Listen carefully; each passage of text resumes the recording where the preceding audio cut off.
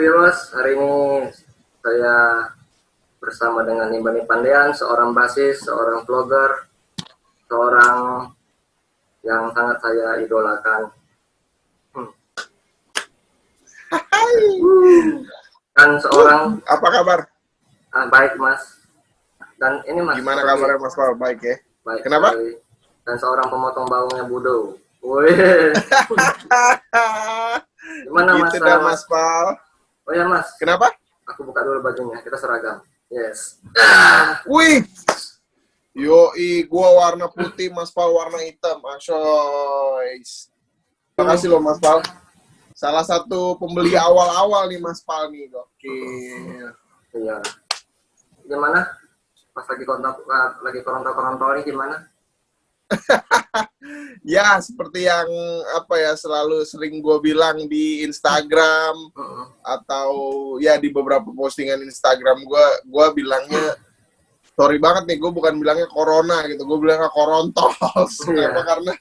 Karena apa ya, kayak ini lumayan membuat kita resah ya waktu awal-awal korontos sih, lumayan membuat kita shock sih. Ya, shock. Sejujurnya gue shock banget sih. Karena benar-benar menyerang semua sektor gitu, semua lini. Dalam artian kayak musisi kena, terus kru kena, benar-benar gak kerja sama sekali. Jadi kalau ditanya gimana korontos, sejauh ini sih yang bisa kita lakukan udah hadepin aja udah, Mas Paul. Kita berusaha mengikuti peraturan pemerintah, ya kita ikutin gitu. Begitulah. Tapi Mas Ban sudah mulai manggung nih, kayaknya sudah mulai membaik nih. Jadi sebenarnya ya pas, ya itulah yang dibilang rezeki ya. Kalau rezeki ada aja gitu, maksudnya dari kemarin, dari pas awal-awal korontos ini sejujurnya nggak ada job sama sekali. Akhirnya beberapa job gitu di cancel, event-event, weddingan di cancel, dan yang parahnya ya itu, saya kan kebetulan manggung reguler di kafe, di cancel juga Mas. Bukan di cancel, sorry, tempatnya ditutup dan nggak ada live music. Oh, gara-gara PSBB itu ya? Iya, selama sebelumnya kan, sebelum PSBB baru isu korontos ini kan. Baru isu korontos ini, kemudian baru ada PSBB ini lebih diperketat. Tapi yang sebelum PSBB pun kita udah nggak ada job sama sekali. Ya, sama di Pekanbaru. Jadi sama ya di Pekanbaru ya. Iya sih memang. Makanya ketika saat korontos itu bener-bener, aku ingat banget itu tanggal 17 Maret. Itu gig-gig semua mulai di cancel. Semua tempat live music ditutup. Nah itu otak aku langsung mikir tuh Mas Paul, gimana caranya nih buat bertahan hidup. Karena ya aku mikirnya pahit-pahitnya aja, ini nggak akan berlangsung sebentar gitu. Ini akan berlangsung lama banget. Gitu, jadi aku langsung, mungkin di saat orang-orang yang lain masih istilahnya santai lah, ini mungkin hanya sebentar. Ada yang masih santai-santai, mungkin masih ada yang beli video game gitu, ada yang beli gitu. Wah, kalau saya langsung mikir gimana caranya buat bertahan hidup. Jadi ya udah, fight pokoknya Mas Paul. Semua karena cicilan Mas ya. Betul. Karena cicilan terus berjalan Mas Paul. Jadi kita ya berusaha fight lah. Ya, salah satunya dengan itu ya, yang regular regular di Rokum saja ya gitu. Ya betul, regalan di Rokum saja. Jadi begitu dapat berita bahwa gig di cancel semua, itu entah kenapa aku langsung mikir Mas, kayak gila, gue harus ngelakuin sesuatu nih, istilahnya gimana caranya menghasilkan uang walaupun di rumah gitu. Makanya aku bilang tadi, ketika dapat berita itu, mungkin beberapa orang-orang musisi-musisi yang lain masih nanggapinnya santai lah, kita bisa libur dulu nih, enak nih liburan, masih ada tabungan segala macem. Nah kalau aku langsung mikir, gila, ini harus gimana cara buat bertahan hidup, karena ya itu tadi, aku udah mikirnya ini akan lama, pahit-pahitnya akan setahun kita kayak gini, pahit-pahitnya ya, mungkin syukur-syukur bisa cepet kelar, cuman aku mikir pahit-pahitnya aja nih bakal setahun. Akhirnya aku bikin yang pertama kali tuh Regaleran di Rockums aja, dimana istilahnya apa ya, live music kan biasanya ada di tempat live music, gimana caranya orang tetap bisa nonton kita tapi dari rumah mereka masing-masing gitu, nonton kita manggung dari rumah mereka masing-masing. Ya udah aku bikin lah live Instagram itu Regaleran di Rockums aja gitu. Tapi itu hebat loh Mas, ada crowdfundingnya tuh. Aku sebenarnya awalnya pas Mas Bang bilang ada crowdfunding itu, ada nggak yang transfer ya, maksudnya untuk membantu salah satu membantu kru ya, sama orang membutuhkan juga kan. Ya, jadi waktu awal aku bikin itu aku mikir waktu itu masih buat tenaga medis. Karena waktu itu kan lagi gencar-gencarnya kan tuh Corontols.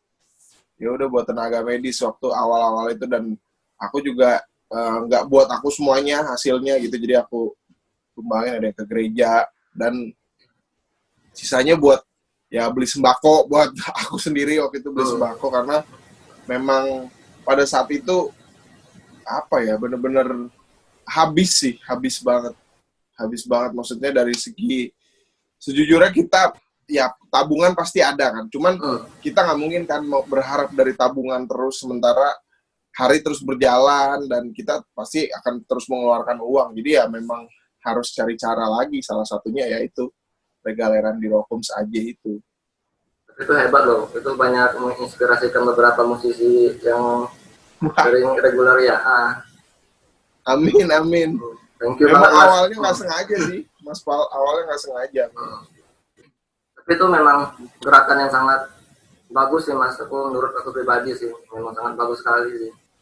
Nah iya, jadi benar, aku sih nggak berusaha biar orang terinspirasi, cuman menurut aku kita melakukan sesuatu ya udah dengan tulus dan memang ya dari hati aja gitu. Jadi kalaupun nanti orang mau ngikutin gitu ya bagus banget, cuman aku nggak berharap gue pengen bikin sesuatu agar orang-orang ngikutin gue. Nah aku nggak kepikiran ke situ gitu. Maksudnya benar-benar gimana caranya apa ya, kayak kita bikin sesuatu yang menurut aku sih ini untuk kebaikan kita semua sebenarnya. Jadi aku mikir bikin itu dan ternyata responnya positif, ya haleluya, puji Tuhan banget. Dan bukan hanya dari situ, jadi kayak orang jadi terpacu, sebenarnya kita masih bisa cari sampingan lain gitu loh. Yang penting terus berpikir aja, terus gimana caranya buat bertahan gitu, gimana tetap semangat melawan Korontol ya. Betul, amin. Ya Mas. Ya. Untuk Bernade, kabar gimana Mas sekarang, Bernade? Nah, kalau ditanya Bernade, sebenarnya kemarin kurang lebih 2019 pertengahan, kita sempat bikin apa jatuhnya, workshop untuk rencananya kan harusnya mau album nih. Jadi harusnya setelah single pertama, single kedua keluar, harusnya mau album kan. Nah kita udah sempet workshop, cuman waktu itu pas lagi mau workshop kan memang Ade Ruimer lagi persiapan mau menikah kan. Iya. Ya jadi aku pikir ya nanti aja lah, gampang. Maksudnya yang penting kelarin dulu ininya apa namanya acaranya, karena gue juga nggak pengen Ade Ruimer ntar kebagi-bagi sama rekaman terus nanti mesti nikah, ribet. Jadi aku pikir ya udah, kita pun sebenarnya proyeknya santai sih, maksudnya Bernade nih ya santai, cuman memang kemarin sempet udah bikin workshop gitu dan lagi tertunda aja. Udah gitu pas banget kita mau coba range waktu lagi, ya ada si Korontol sini. Ya udah, jadi memang akhirnya kesannya kayak lagi nggak aktif nih. Dan memang iya, karena ya gitu, kayak kita emang lagi kemarin udah sempat bikin workshop dan kayaknya nanti aja deh, ya udah. Waktunya sih memang. Lagian si Ade kan lagi siaga juga. Iya betul, dia lagi benar siaga. Lagi si Jill lagi kalau nggak salah udah mau lahir nih bulan ini. Jadi Bang Ade tunggu sampai selesai udah reda semua baru Iya sih, jadi sebenarnya memang kita nggak tadinya ada target kan, harusnya memang ada target, cuman ya tapi kita nggak yang maksain, oh harus keluar gini, kayak sekarang ya udahlah kita tunggu waktu yang tepat aja, dan memang intinya sans aja sih, kita juga sans, maksudnya nggak yang terpatok, wah harus ini, mungkin nanti aku bisa bikin project solo, mungkin nanti ngeluarin solo album, atau mungkin nanti Ade bikin project kayak gimana, cuman intinya Brand ini emang rumah aja sih, rumah, lebih ke rumah kita gitu. Yang nantinya kita akan kembali ke rumah kita gitu. Itu memang ketemu ada itu memang apa ya, dari session player ya Mas? Iya betul, jadi aku ketemu Ade Ruwimer itu 2000, aduh lupa. Pokoknya yang aku inget pertama kali nge-session bareng Darajana di Red White Lounge. Zaman dulu masih ada tuh di Jakarta, Red White Lounge. Ada kok di YouTube tuh. Itu belum ngevlog tuh ya? Belum mulai ngevlog? Belum, masih jauh banget. Masih jauh sekali tuh, nggak kepikiran ngevlog waktu itu. Berarti Mas Bang mulai sessionan 2000 berapa Mas? Kalau session tuh yang apa ya, yang aku bener-bener ngerasa bener-bener apa ya bilangnya, batu loncatan tuh pertama kali itu kalau nggak salah 2011 sih, 2011 ya, 2011 udah 9 tahun juga ya, pertengahan lah. Iya. 2011 pertengahan. Terus untuk session Mas itu suka dukanya apa sih Mas ya? Oke. Sebenarnya gini, kalau ditanya suka duka session player tuh imbang sih, cuman ya nggak imbang sih, sebenarnya lebih banyak sukanya sih. Dukanya tuh sebenarnya hal-hal apa ya, hal-hal yang ya mungkin aku rasa nggak cuma di session player aja, mungkin di tempat kerja lain juga ada seperti itu. Cuman contoh kecil aja dukanya tuh ya standar, kalau misalnya transferan telat cair gitu, telat lama banget cairnya. Misalnya kita manggung hari Senin bulan Mei gitu, baru ditransfernya hari Selasa tapi bulan Juni gitu, bulan depannya. Ya itu ada gitu, cuman nggak yang sering gitu, cuman macem-macem lah, karena kan kita juga apa ya, nggak bisa nyalahin wah lama banget nih cairnya. Mungkin di internet di internetnya ada sesuatu mungkin yang bikin cairnya jadi lama, kan kita nggak tahu, kayak oh belum cair nih dari banknya atau gimana, kita nggak tahu gitu. Jadi dukanya sih lebih ke kayak gitu-gitu sih. Kalau sukanya banyak banget, sukanya karena memang apa ya, aku seneng main musik, dan dalam hal ini jadi session player tuh sukanya banyak banget sih. Lu jadi ketemu banyak teman-teman musisi, lu jadi belajar nggak cuman musik tapi kehidupan gitu, dan apa ya, ketemu banyak artis. Nah ada yang artis lu dengerin dari dulu lagu-lagunya sampai akhirnya lu bisa ngiringin, itu adalah momen yang cuman terjadi di session player sih. Lu ngefans sama seseorang, lu ibaratnya apa ya, lu ngikutin karya-karyanya dia, tiba-tiba lu main bareng, lu kerja bareng, itu priceless banget gitu. Itu rasanya kayak ditimpa satu truk durian ya. Iya, tapi jangan timpa kepala ya, jadi timpanya di sini baru kita makan duriannya. Nah untuk baju nih Mas, TMAB ya, awal mulanya bisa terpikir bikin baju ini? Jadi ini pertanyaan apa ya, gue beberapa kali ditanyakan apa ya, kayak kenapa sih lo membuat tagline nih kayak gini nih, lo membuat tagline Tuhan memberkati anak band gitu. Sebenarnya ini kayak apa ya, bentuk rasa syukur gue gitu, karena selama ini setiap gue dari awal gue ngerasa selalu diberkati gitu. Maksudnya gue kayak ngerasa pekerjaan musisi kan apa ya, istilahnya banyak dipandang sebelah mata oleh orang gitu. Nah cuman gue ngerasa apa yang gue jalanin ini ketika orang memandang sebelah mata, gue kayak ya udah nggak apa-apa. Toh selama gue ngejalaninnya dengan apa ya, dengan senang, dan ternyata Tuhan selalu ngasih jalan gitu. Jadi kayak gue nggak peduli orang-orang anggap remeh pekerjaan gue gitu. Dan ya itu gue mikir kayak apa sih orang-orang, tapi nggak semuanya ya. Ada beberapa oknum lah, beberapa oknum yang kenapa sih selalu musisi atau anak band kesannya dipandang sebelah mata gitu. Sementara Tuhan aja nggak pernah memandang itu sebelah mata gitu. Maksudnya Benar-benar. gue selalu ngerasa kerjaan gue ditolong banget. Apa ya, gue ngerasa setiap langkah gue dalam bermusik ini selalu dituntun aja sih sama Tuhan. Jadi gue kayak mikir ini bentuk rasa syukur gue, dan bukan berarti kaos ini tuh kata-katanya itu bukan berarti gue jadi kayak rohani banget, enggak. Sama sekali enggak. Cuman justru karena gue nggak rohani banget, tapi gue merasakan sekali berkatnya Tuhan gitu selalu di dalam hidup gue. Jadi ya itu kayak bentuk rasa syukur gue sih, bahwa Tuhan memberkati anak band gitu. Jadi nggak cuma anak band doang, siapapun diberkati. Cuman ini yang gue rasain di zaman awal-awal karir gue, wah susah payah gitu. Tuhan selalu apa ya? Tuhan selalu ada, itu aja sih. Makanya gue akhirnya bikin tagline ini, Tuhan memberkati anak band. Begitu. Nah, asal gue pakai baju ini mas, kan orang baca tuh Tuhan memberkati anak band, amin, kan didoain kita jadinya kan.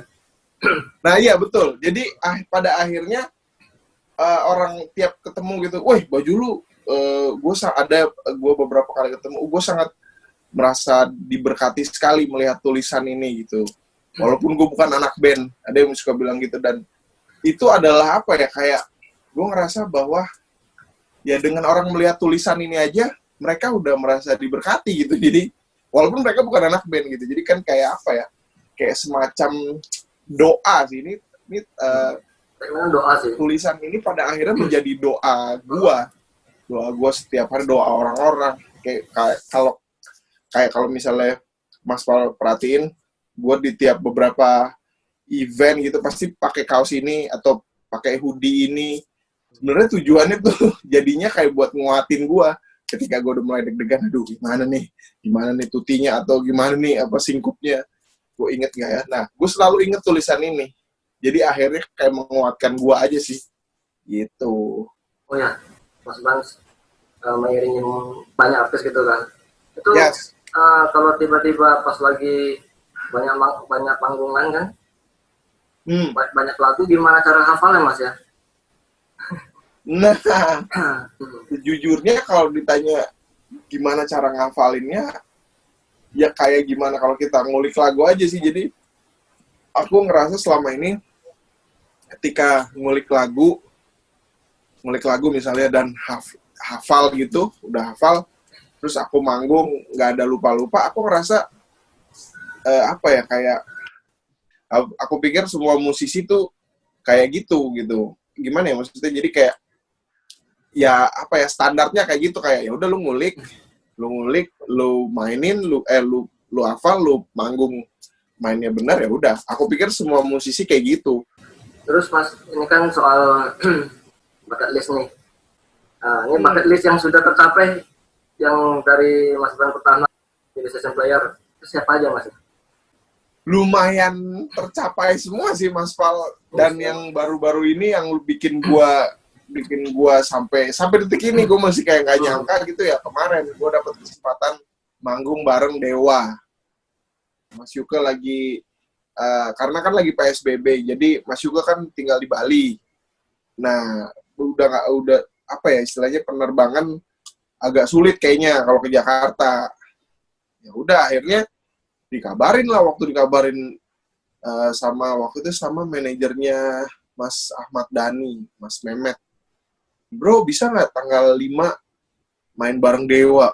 Langsung, ini beneran nih, gue liat WhatsApp-nya gitu kayak, ini beneran nih main bareng Dewa. Cuman waktu itu gue nggak mau apa ya, istilahnya nggak mau terlalu kesenangan gitu, takutnya nggak jadi. Kalau nggak jadi kan kayak, aduh sedih banget. Jadi gue cuman menanggapinya dengan, wah bisa mas, aman gitu. Cuman gue nggak mau yang terlalu ngarep gitu. Ternyata haleluya puji Tuhan jadi ternyata, dan itu adalah apa ya, salah satu momen yang nggak akan gue lupakan sih. Mungkin nanti akan gue ceritakan kalau gue punya anak nanti. Bahwa gue ngefans banget sama band ini. Sampai akhirnya gue bisa ngiringin band ini. Itu gila banget sih. Pengalaman yang gila. Gila sih itu Mas Fal. Aduh, pengalaman yang tak terlupakan sih. Kemarin sih yang pertama aku dapat tuh yang main sama itu ya, sama Humbung Glenn ya. Oh iya. Ya waktu itu, ya itu sama. Bung Glenn juga salah satu hal yang gue impikan banget bisa main sama Bung Glenn Fredly The Baku Cakar tuh adalah impian para session player kali ya. Bener-bener lu bisa manggung sama band pengiring apa ya gue bilangnya sih, keren tuh dalam artian keren yang bener-bener apa ya, in the pocket gitu loh. Jadi bener-bener ya udah mereka nih satu, mereka nih ada beberapa orang jadi satu, dan itu keren sih. Band pengiringnya Glenn Fredly The Baku Cakar tuh keren banget, gila sih. Gue merasa terhormat banget bisa manggung bareng mereka. Itu gara-gara main sama Batu Cakar kan Mas Bang jadi bikin band satu ya, sama Mas. Iya. Nah, Catur rupa. Nah itu band proyekan atau memang band yang memang mau band yang bener-bener dijalanin tuh Mas? Sebenarnya kalau dibilang band yang benar-benar dijalanin, kita pengennya sih semua band kita jalanin dengan benar gitu, dengan baik. Cuman memang karena kita session player yang mana apa ya, punya pekerjaannya masing-masing gitu. Jadi ketika bikin band itu susah di waktunya. Ya sama kayak aku bikin band sama Ade Rwimer, Bernet itu, padahal kita cuma berdua loh. Tapi cari waktunya aja susah banget, apalagi Catur Rupa nih yang berempat. Yang seperti kita tahu semua, Mas Ryan sibuknya kayak apaan, Mas Fajar sibuknya kayak apaan, Natania juga sibuknya kayak apaan. Aku doang yang nggak sibuk paling, Mas Bang. Sibuk masak aja, masak. Kita bikin tagline baru Mas. Apa tuh? Bani manggung, musik aman. Emang itu ada aja tuh si musisi. Iya. Jadi kayak ya kemarin kan kasus, mungkin kalau teman-teman viewers ada yang tahu Ivan Alidian, keyboardis. Jadi dia selalu bilang tuh, wah ini kalau kita lihat nih ketika Korontol segini, Bani masih tetap manggung nggak ya gitu. Akhirnya gue bilang, Van ya lagu juga nggak manggung, Van. Wah berarti kalau Bani nggak manggung berarti dunia musik berarti memang lagi shutdown gitu ya. Emang tuh gimana? Itu Mas, kalau untuk player ya, untuk basis player di Indonesia tuh paling di influence ke diri Mas Banso siapa Mas? Kalau ditanya influence bermain bass di Indonesia ya, hampir semuanya sih. Ya, you name it lah. Gila, you name it. Siapa ya? Gila, ini banyak banget sih. Banyak banget. Salah satunya Bondan Prakoso, udah pasti. Berry Likumahua, Mas Indro Harjodikoro. Kemudian, siapa lagi ya? Aku tuh, karena aku ngefans zaman dulu sama band-band 90-an, kayak Kang Samot, Thomas Gigi ya. Ya, terus kalau basis cewek tuh zaman dulu ada namanya Nisa Hamzah. Gua ngefans banget tuh sama dia zaman dulu tuh. Itu jago banget sih. Jadi ya benar, influence gua di seputaran itu. Jadi siapa lagi ya? Paling Mas Yuke waktu zaman di The Groove Ya. Terus kemudian dia pindah Mas Arif Firman, Mas Bintang, siapa lagi ya? Omates, banyak sih. Banyak banget.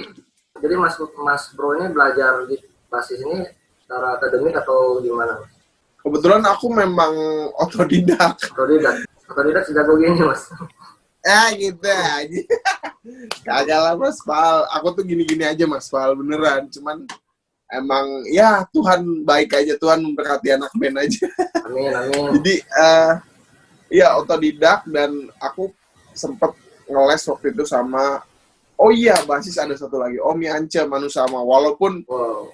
waktu aku kecil aku nggak pernah nonton dia, tapi begitu aku beranjak dewasa aku mulai tahu, oh siapa nih Yance Manusama.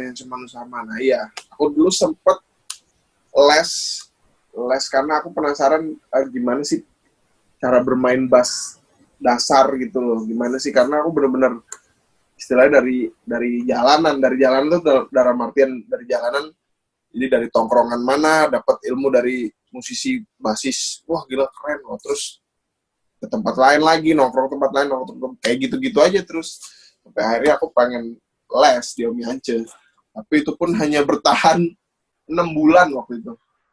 6 bulan karena waktu itu nggak ada uang buat bayar bulanan, karena waktu itu pas lagi bulan puasa reguler nggak ada, jadi aku bingung mesti bayar gimana nih. Ya udah akhirnya aku izin sama Om Yance, Om aku berhenti dulu ya lesnya. Ya udah nggak apa-apa kayak gitu. Tapi basically otodidak sih. Terus ini Mas, ada tips nggak ya dari Mas Bans buat orang jadi musician player? Ya sebenarnya basically kalaupun misalnya pengen jadi session player gitu, tips jadi session player sebenarnya macam-macam, dan setiap orang gua rasa prosesnya pasti beda-beda. Cuman kalau misalnya dari gua, pertama yang emang harus di apa ya istilahnya, pegang utuh, yang ngulik dulu sih, ngulik sisanya, dan attitude penting juga. Jadi menurut gua saling berkesinambungan tuh dua-duanya. Terus untuk selama session ini di artis mana sih yang paling deg-degan terus main gitu? Salah satunya Bung Glenn, almarhum Bung Glenn. Kalau lagi manggung sama almarhum Bung Glenn sama The Baku Cakar sih, itu selalu gue deg-degan. Mau sampai kapanpun, mau udah main berapa kali pun, gue tetap deg-degan kalau sama Glenn Fredly dan The Baku Cakar sih. Ampun dah itu pokoknya. Banyak jebakan band-bandan banyak ya? Jadi sebenarnya bukan banyak jebakan band, tapi lu bisa, misalnya udah mau manggung nih, 10 menit sebelum manggung kan kita biasanya briefing dulu, atau 15 menit sebelum manggung. Briefing dulu. Nah, 15 menit sebelum manggung itu, songlist tuh belum pasti, Mas Pal. Si Bung Glenn ini bakal bawain lagu apa gitu. Dan itu bisa berubah, bisa berubah saat briefing. Dan itu, itu adalah pengalaman yang gila sih. Jadi, ya udah. Jadi pokoknya kalau udah dapet jadwal Bung Glenn tuh aduh selalu deg-degan sih. Jadi itu disiasatin gimana, Mas? Disiasatinnya gimana? Pertama, pasrahkan semuanya sama Tuhan. Berdoa biar kita lancar. Kedua, ya udah sisanya kita ini aja udah komunikasi sama band personil yang lain gitu. Kayak gue selalu misalnya lagu ini ya, sementara gue nggak tahu, gue langsung nanya Mas Ryan biasanya, Mas ini gimana, Mas ini gimana. Itu biasanya gue langsung ngulik tuh 10 menit 15 menit sebelum manggung, gue langsung ngulik kilat tuh. Ya udah, cuman pada akhirnya ya the show must go on sih, maksudnya mau salah ya udah kita harus hadapin gitu. Jadi kalau ditanya mensiasatinya gimana, kalau gua kayak gitu, nggak tahu yang lain, makanya kan pasti beda-beda. Sambil main mata lah ya pas mainnya, gitu ya. Nah iya, paling gitu. Makanya eye contact juga penting tuh. Jadi jangan ketika lagi main ya udah lu lihat depan aja terus, nggak ada eye contact sama istilahnya komunikasi sama musisi lain. Wah itu bahaya tuh kayak gitu tuh. Nah ini penting nih Mas. Seberapa peranan besar istri, berarti Budo ya? Waduh, ini nih. Ini kemarin aku ada DM Udo tuh. Udo ikutan dong. Ada sempet DM. Ya ikutan dong pas pertanyaan nomor yang ini Udo muncul. Ya. Si Udonya malu katanya. Dia emang pemalu dia, Mas Fal. Jadi ya kalau ditanya seberapa besar peran istri, ini penting banget nih. Ini harus ini. Jadi bagi gua pribadi, bagi seorang Ibrani Pandean nih, sosok seorang istri di dalam gua menjalani karir sebagai session player sangat penting banget sih, karena apa ya istilahnya, istri yang dalam hal ini gua kan masih berdua ya, maksudnya kita belum punya anak. Dia yang selalu mensupport kita ketika kita ya kayak gitu, misalnya gue mau ngulik ada berapa lagu, dia pasti selalu udah kamu bisa, paling kalau nggak dia bikin apa ya, gue tuh senang kopi susu Budo, gue biasa bilang Budo bikinin kopi susu dong, pas gue ngulik udah gue bikin itu. Jadi peranan istri penting banget sih, dan apa ya, gue memang gue sayang istri sih, gitu aja kesannya ini banget, cuman beneran. Jadi ya betul, istri kita sendiri tapi ya bukan istri orang bahaya. Kayak gue bekerja keras kemarin manggung ya salah satunya ya buat istri dan keluarga gue gitu. Jadi dengan begitu doa istri juga nyampe ke atas gitu. Pasti kan istri doain kita juga tiap kita kerja, tiap kita manggung, dan itu berdampak banget sama kehidupan gue. Jadi memang sayang istri juga penting sih sebagai session player. Tapi memang apa sih, di balik seorang pria sukses itu biasanya ada seorang wanita yang sangat mendukungnya. Ya, betul, gue setuju istri, entah itu orang tua gitu kan, ibu gitu ya. Betul. Itu gue setuju banget, karena memang kita istilahnya hidup nggak semata-mata karena kita sendiri gitu. Jadi kita tetap butuh bantuan, butuh support, butuh apa ya, minimal semangat sehingga kita makin giat kerja gitu loh. Salah satunya ya istri gitu, buat istri, buat orang tua. Mungkin nanti kalau udah punya anak, buat anak. Kayak gitu. Berarti ini balik ke bucket list ya, tadi ada kelupaan. Terakhir kan apa Dewa. tuh? Ada bocoran nggak bucket list lagi, siapa yang diimpikan membuat bermain? Wow, banyak banget. Ya kalau dibilang sekarang bucket list gue yang belum kesampaian, ya gue pengen manggung bareng Padi, Gigi, Slang, siapa lagi ya? Sheila on 7. Oh, Sheila on 7. Itu benar-benar ya band yang mengiringi gue tumbuh dewasa tuh. Ya band-band itu yang pengen gue iringin. Walaupun nggak mungkin ya, tapi ternyata mungkin ketika kemarin gue manggung bareng Dewa. Jadi omongan mungkin bisa jadi doa. Amin. Ya, bucket list. Band kita kayaknya sama, Mas. Kita kayak seumuran tua gitu. Iya. Aku kan masih 17 tahun, Mas. Oh, berarti saya 18. Aduh. Nah, ini untuk vlog Mas ya. Vlog Mas gitu aja. Itu kiat ya subscriber dan viewer banyak tuh apa ya Mas ya? Kalau aku kan masih baru merintis. Oke. Mas Pal kan baru bikin juga kan? Ya, baru 6 bulanan. Dan sedang berjalan. Sejujurnya gue nggak tahu tipsnya apaan ya, karena gue pun sampai detik ini masih ngerasa ya YouTube channel gue ya bukan yang subscribersnya banyak banget. Cuman gue mungkin cuman bisa sharing yang gue alamin waktu awal-awal gue nge-vlog itu. Ya memang butuh konsistensi, ketekunan, dan dan originalitas. Maksudnya bukan originalitas, sorry. Cuman keotentikan lu gitu. Maksudnya kalau gue pribadi bikin vlog memang kemarin yang bikin Musicians Live itu daily vlog itu ya itu apa adanya gue gitu, yang lu lihat sekarang nih ya gue ya kayak gini. Jadi memang apa ya, memang menurut gue karakter tuh penting sih, punya karakter dalam. Gue nggak bilang gue punya karakter ya, cuman gue ngeliat beberapa youtuber yang subscribersnya gila, viewersnya banyak, viewersnya banyak.